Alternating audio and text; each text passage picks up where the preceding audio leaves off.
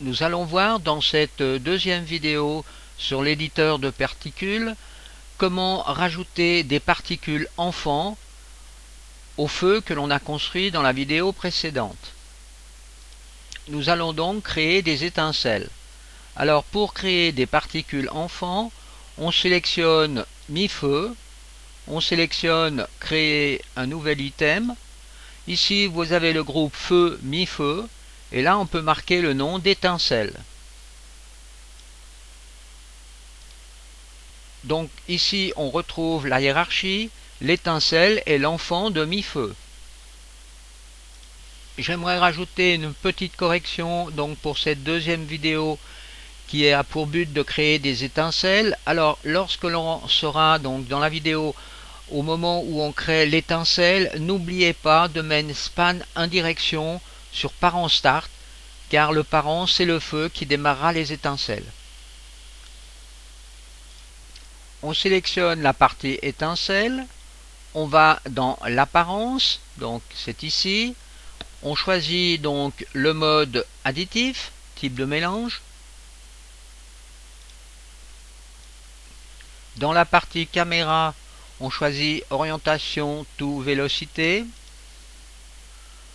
Ensuite, on va chercher ici une texture. On choisit donc dans la catégorie étincelle ce type de texture. Open. Alors, on voit qu'il est constitué déjà de 4 textures. Si vous promenez le curseur à cet endroit, vous voyez apparaître les 4 textures. Alors maintenant, vous allez dans la partie Texture Tiling pour donc choisir des valeurs dans la répétition suivant l'axe des X, vous mettez 2, l'axe des Y, vous mettez 2. En somme, on a donc, comme on vient de le voir, 4 textures. Ici, la première disons tuile que l'on va voir en premier, ce sera la tuile 0, enfin la première texture des 4 textures. Ensuite la variation count, on va mettre ça à 4. Anime frame count à 1 et anime frame rate on laisse à 0. En somme, la texture qui a été utilisée ici est une texture qu'on utilise en animation. On a donc 4 textures. Alors ici, le cycle d'animation peut tourner qu'une fois, ou bien en boucle, ou bien en miroir. Alors on laisse pour l'instant ceci sur ce type de cycle une fois. Alors maintenant, on peut aller dans la partie émetteur. On dit déjà que les particules vont être émises en continu, donc je clique à cet endroit. Ensuite, le nombre de particules, cette fois-ci, je vais le mettre à 30. Le particule lifetime, on va mettre ceci à 0.5. Et là, on va mettre aussi une valeur aléatoire de 0,5.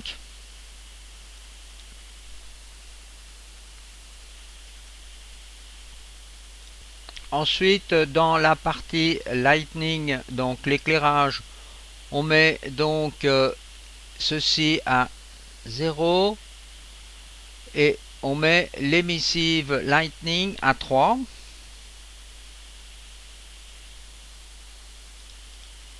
Dans la partie apparence, on peut agir sur le canal alpha. Donc ici, on met 1 et on met un nombre aléatoire. Bien, on le laisse à 0 pour l'instant. Par contre, on peut changer ici la courbe.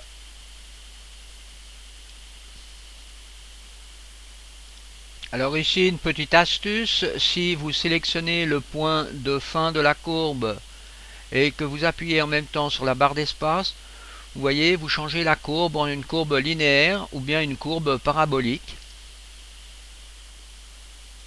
Maintenant, on va agir sur la grandeur donc des étincelles. Là, c'est un petit peu énorme. Alors ici, on va mettre sur la grandeur une valeur de 0.05. Ensuite, sur la valeur random, donc attention, la valeur random de size, ici on mettra ici une valeur de 0.5. Ensuite on peut aussi changer la courbe ici.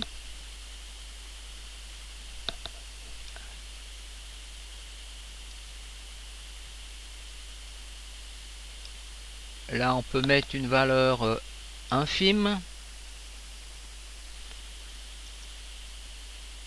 Alors une chose que l'on aurait dû faire tout au début de cette vidéo, j'ai pas pensé tout de suite, eh bien c'est le span direction. On va devoir le mettre sur parent start. Alors là on voit beaucoup mieux donc les effets d'étincelles qui sont générés.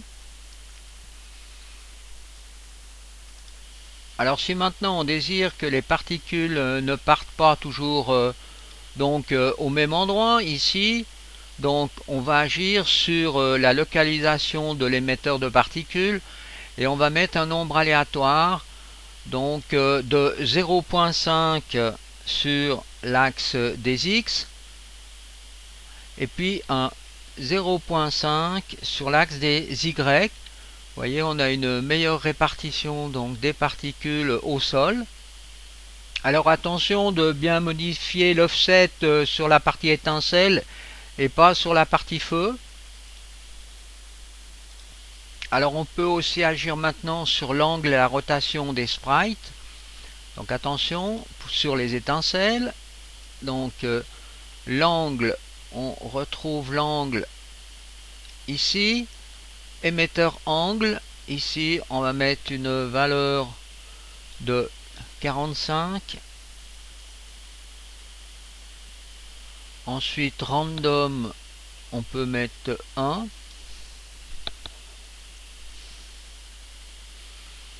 Ensuite on va agir sur la rotation. On met donc ici une valeur de 20.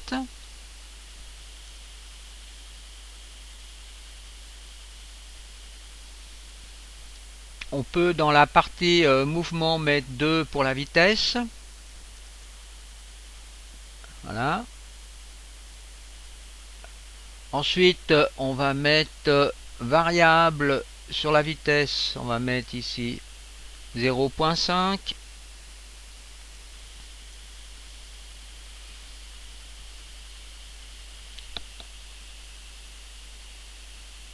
R résistance, ici on va mettre 0.2.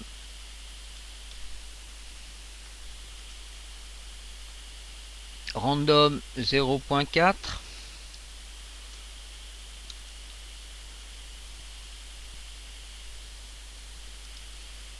On peut agir sur la valeur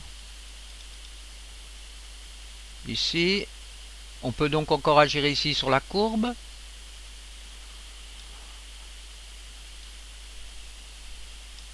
On va rendre ça linéaire. Donc barre d'espace. Ensuite on peut agir aussi sur la turbulence, la vitesse de la turbulence. Alors je mets 200.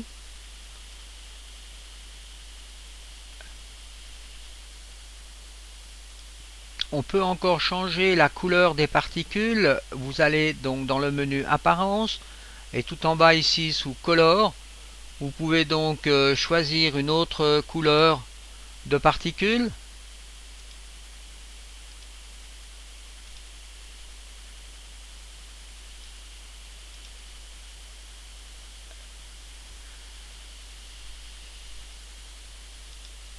Vous pouvez aussi faire un dégradé de couleur sur la durée de vie de la particule.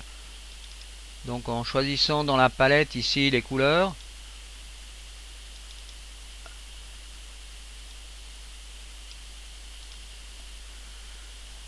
Alors augmentons peut-être la dimension des particules pour voir un peu plus l'effet.